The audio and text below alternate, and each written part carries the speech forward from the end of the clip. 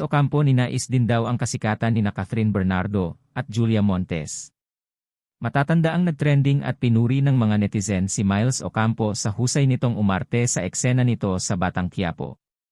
Hindi daw niya inakala na pag-uusapan ang kanyang galing sa pag-acting.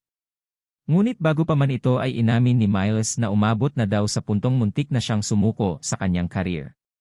Kasabayan niya daw kasi sila Catherine at Julia na ngayon ay sikat na. Ayon kay Miles, pangarap ko talagang sumikat, pinagkakaguluhan, kaso wala gaanong work. Kaya naisip ko na may mangyayari pa ba sa akin.